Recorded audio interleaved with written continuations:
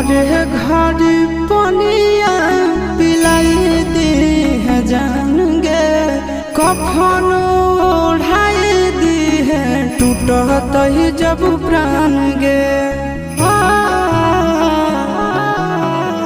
मोरे घड़ी पनिया पिलाई दी है जान गे, कफन ओढ़ाई दी है टूटत ही जब प्राण गे। हगे हमारा से तोरा जाती प्यार होता भेंट साक्षात कर लगे।